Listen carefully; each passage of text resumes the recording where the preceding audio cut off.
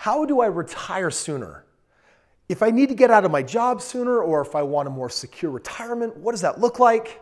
My name is Kris Krohn, and today I'm actually going to be shooting a video with one of my clients that I got started with 4 years ago. They got started on their journey in real estate. We're going to find out how that's been going the last 4 years, and then we're going to talk about what their next steps might look like for them to make sure that they reach retirement the way that they want.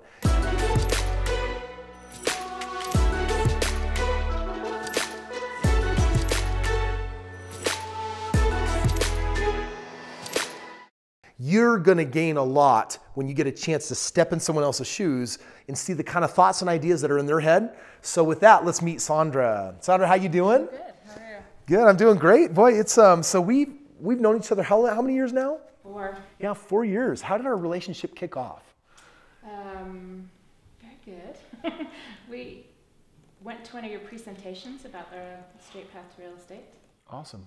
Read the book, loved it, fell in love with the book, and went for our game plan, and the rest is history. Awesome. Well, we're going to kind of find out what that game plan has turned into today, and then I'm going to want to find out what's really the goal that's going to kind of take you next level. So just to make sure that I get caught up, okay. So currently you guys have a house, I believe, in Phoenix, is that right? Yes. So Phoenix was one of my hot markets. We've been exodusing out of that market because we came in at the right time. And the house in Phoenix, you bought that house for how much? $135. $135. And what's it worth today? $170. $170,000. And what do you maybe owe on it? Approximately $90,000. Okay, so you owe $90,000. Okay, so this is one of those where your original down payment was maybe how much for it? $27,000. So $27,000, and by the time you sell this thing, you're probably gonna have doubled your money. Yes. So if you think about 4 years doubling your money, that's averaging 25% a year on your money, which, by the way, that's awesome. Yes. Dude, you know, I mean, dude, most people in the game of real estate, if they're making 3, 4, 5, 7, 8%, they're average. Then if you're doing over 10%, you're doing something right. When you're over 20%, you're definitely feeling like a winner, right? Yes. Awesome. And then, so you got that house, and then a couple years ago, you bought a house in? Indiana. So in Indiana, and tell me about that house. What do you? So we purchased the house, I believe, for it was $126,000. Okay, and what do you think it's worth today? $140. Okay, $140, so it's gone up in value. And what do you owe on it with your down payment and everything? Approximately. You know your numbers. Awesome. Okay, great. So this one you've owned for 2 years. We've definitely seen some increase in value. Is it spinning off some cash flow for you? Not as well as we had hoped. Okay, what's it pulling in right now? About 200. Okay, so here we've got a cash flow of 200 a month. What are you here on Phoenix? Approximately the same, about 200. Okay, so that one was definitely more of a growth move than a cash flow move. And then recently, just a year ago, you picked up a home in Florida, is that right? Yes. Awesome. And the home in Florida, what do you owe on it? Or sorry, what'd you buy it for? $179. $179. Currently has a value of? $190. $190, so it's also gone up in value. And what do you owe? That's a good question. That one I'm not sure of. Okay, with down payment and everything, you're probably somewhere around? 135. Okay, let's go with 135. And then the cash flow on this one, what's the cash flow on this home? 450. 450. Awesome cash flow for being a rental on the other side of the country. So right now you're basically bringing in a total of around $850 a month on these 3 homes. And in a moment we're going to do a game plan and say, where do we go from here? Now listen, I hope you guys are kind of getting in my head. What are the questions that I'm asking and what am I thinking? And then I want you to learn how to predict my moves, because I've done thousands of game plans for people, and this is an opportunity for you to learn on how to create your own custom game plan. Of course, my team can do that for you. Before we get to your goal, there's just a couple more things I want to know. You guys have recently put money into a life insurance policy.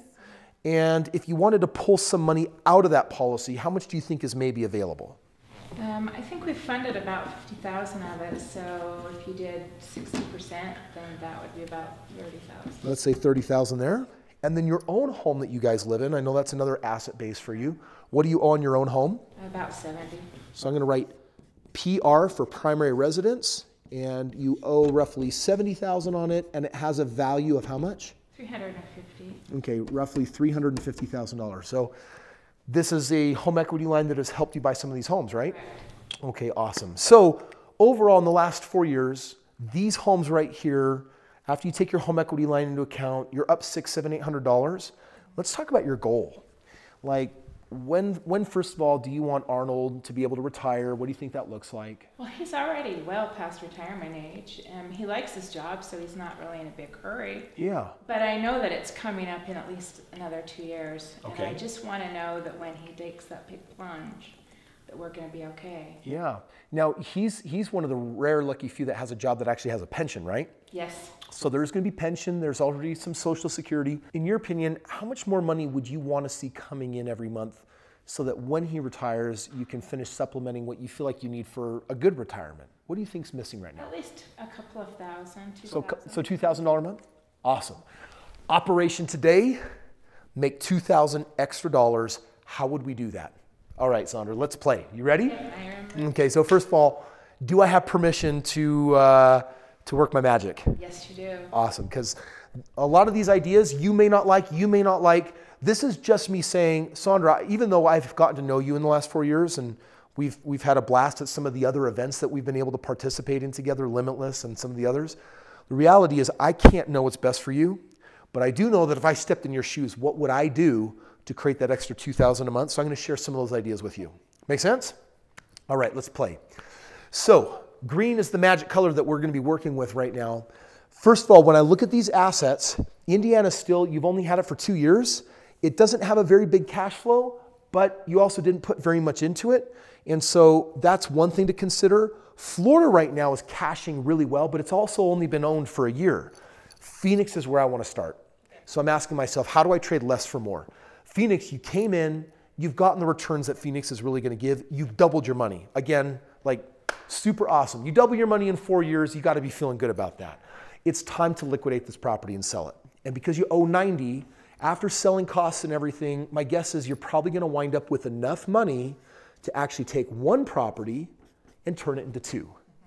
Now the good news is, if you wanted to on this, I'm going to recommend knowing that in retirement, you want to see that retirement happen, what, in the next 2-3 years? Yes. Okay, so here's a couple of thoughts. If we go into higher cash flowing markets like what we're seeing here in Florida, and you're pulling 450 on these, then let's get these 2 homes producing another $900 a month. Now, there's 200 that you're going to be walking away from to trade for 900.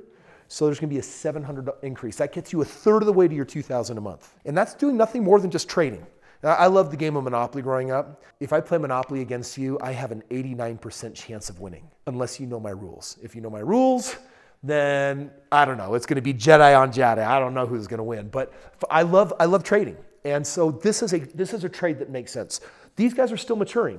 So I would let them mature. I usually hold my homes for, on average, 5 years. If the market is hustling, 3 years. If the market is really taking its time, it might be 7 years. But then I'm going to wash, and then I'm going to go into my next homes.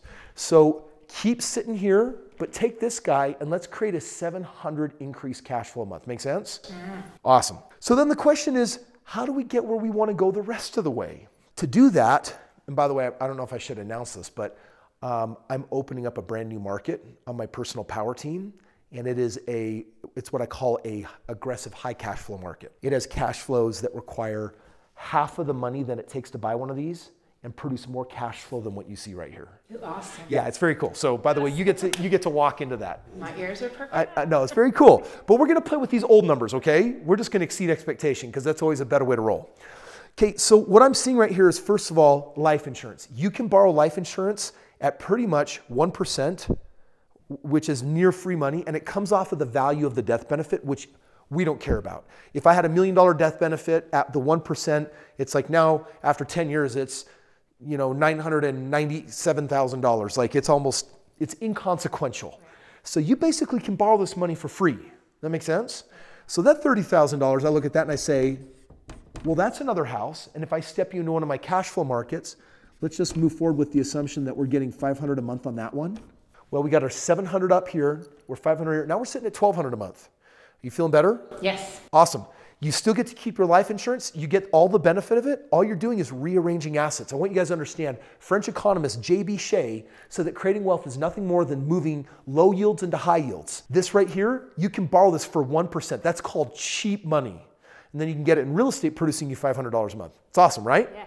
Okay, so we get that rolling for you. We're crushed here. Now we're still short $800. And I'm thinking, all right, how are we going to bridge the gap? Here's what I'm going to recommend. The home here, we can wait for some of these guys to turn into more because they're going to mature and they're going to get you there.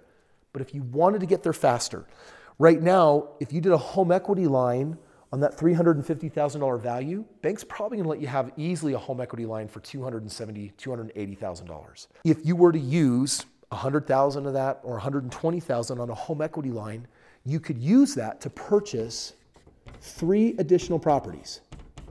Now, most people would at first get a little bit nervous because they're saying, wait a second, Kris, I'm trying to lower my anxiety levels and I want everything paid off. That's exactly where I was going. Yes, but then the other part says, but if I have everything paid off, I don't have everything I need, and that also creates anxiety.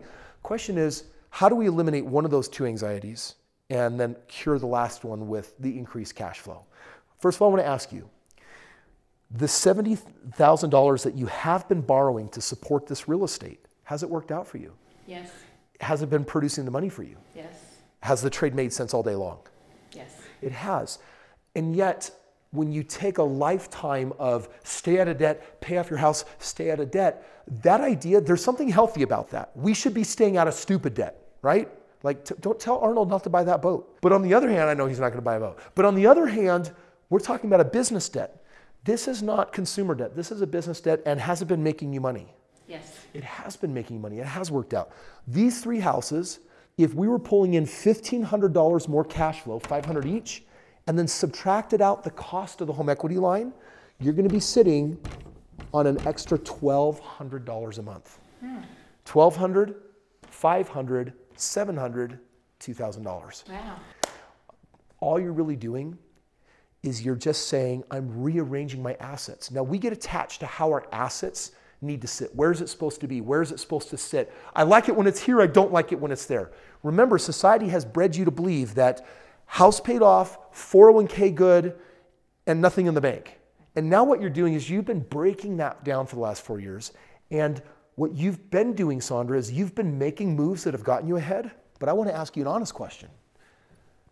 You always could, if it was working, you always could have bought more. Why haven't you? The angst that I was telling you about. I hate the thought of thinking, oh my goodness, I owe money, you know. So think about this for a moment. What I'm doing is working. What I'm doing is making me more money, and that makes me nervous. Do you see how there's a mismatch there? Oh yeah. Is it really true that you should feel angst over something that has you financially better off? No. No. Is the angst serving you? No. What would serve you better than saying, well, it's financially working, it's penciling out well, but I'm still nervous? Like, does that work? No. What would you rather believe? That I am just sitting just fine and everything's working just fine. And it's actually working. Now, here's what makes some people nervous. This is a business. It's not like a pension or 401k. It can have bad days. Yes. It can have expenses. It can have costs. It can have things go wrong. And that's the risk. And that's why a lot of people won't do it. They'll be better off, but they're so nervous about the downside that they say, there's this angst in my life. Are you feeling some of that? I have at times, you know, because it's like you said, that there are times when, you know, like we've had an issue with property taxes going way up and cash flow coming way down, repairs that had to be made, those kinds of things, kind of sometimes it keeps you up at night. But yeah, and this is what I want to share with you. You're in the perfect beginner phase of investor. Something really beautiful is about to happen. You're about to sell a property that you're going to have doubled your money on in 4 years. And I want to ask you, did that Phoenix property ever come up with expenses that you weren't expecting? That one, not so much. Try. Can you think of anything that it did that you didn't like? Did it ever take longer to rent? Did a tenant ever do a repair? Oh yeah, when a tenant moved out and it took a couple of months to rent. So pause. I want you to zone in on this right now. You've got a tenant. You're vacant for 2 months, and the untrained investor's thinking, crap, anxiety, fear. But now you're at the end of the story. You're going to sell that house, and you look at doubling your money, and you're like, why did I lose my stuff? Why did I lose my sleep? Why did I choose anxiety? It worked.